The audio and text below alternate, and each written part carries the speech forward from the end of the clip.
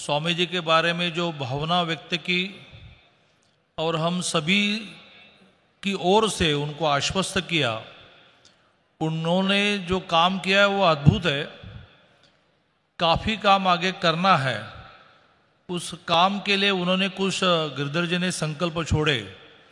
उस संकल्प के साथ हम लोग बहुत ताकत से रहेंगे, यह आश्वासन देने के लिए मैं यहाँ खड़ा हूँ। स्वामी जी का मेरा बहुत पुराना परिचय, स्वामी जी का बहुत प्रेम हमें मिला।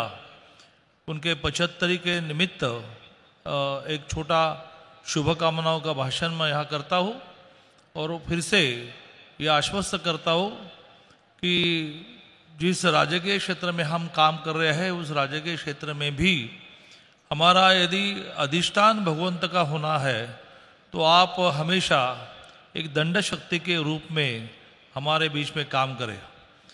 जब पुराने ज़माने में राजा का राज्याभिषेक होता था तो एक विधि होता था कि राजा कहता था कि कोहम दंडास्मि, कोहम दंडास्मि, कोहम दंडास्मि, मुझे कौन दंड करने वाला है, मैं तो अभी राजा बन गया।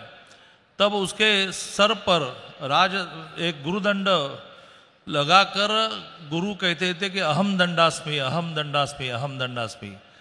तो राजा को वो कहते थे कि ये मत भूलो कि अहम यानी प्रजा, अहम यानी जनता, अहम यानी साधु सन्यासी आपको दंड करेंगे यदि आप बुरा काम करेंगे। तो राज्य के क्षेत्र में काम करते वक्त स्वामी जी हमेशा हमें ये कहते रहे कि भाई ठीक काम करो नहीं तो हम दंड करेंगे।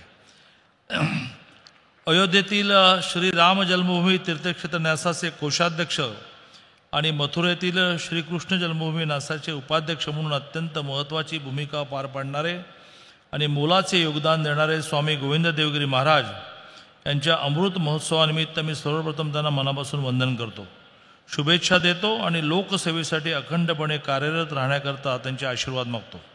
गीता परिवार, महर्षी वेदव्यास प्रतिष्ठान, श्रीकृष्ण सेवा निधी आणि संत श्री ज्ञानेश्वर गुरुकुलच्या माध्यमातून स्वामीजींनी गेली अनेक वर्ष भारतीय संस्कृती, आपली आध्यात्मिक परंपरा, वेदवाङ्मय आणि आपली धार्मिक कर्तव्याबाबत देश विदेशात अखंडपणे प्रबोधनाचे काम केले आहे।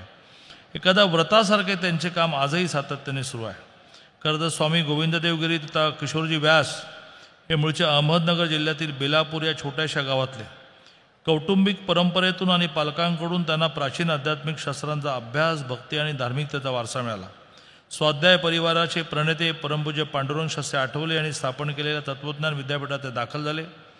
पांडुरंग शास्त्रींच्या मार्गदर्शनाखाली गोविंद देवगिरी महाराजांनी तत्वज्ञान विषयामध्ये पदवी घेतली। पुढे आयुष्यभर ते त्याप्रमाणे जगले। पुढील शिक्षणासाठी वाराणसीत गेले, तेथे त्यांनी दर्शनाचार्य ही पदवी प्राप्त केली। वाराणसीत त्यांना प्रसिद्ध वैदिक अभ्यासक वेदमूर्ती डॉक्टर विश्वनाथजी देव यांचे मार्गदर्शन लाभले। सुमारे 125 वर्षाच्या कौटुंबिक परंपरेला पुढे नेत त्यांनी प्रथम त्यांच्या मूळ गावी श्रीमद्भागवतावरील धार्मिक प्रवचन सादर केले। त्यावेळी ते फक्त 17 वर्षाचे होते।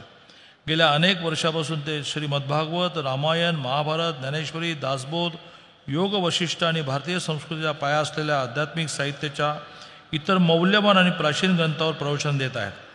त्यांची प्रवचने केवळ भारतातच नव्हे तर नेपाळ, कॅनडा, अमेरिका, इंग्लंड अशा अनेक प्रदेशात आयोजित केली जातात।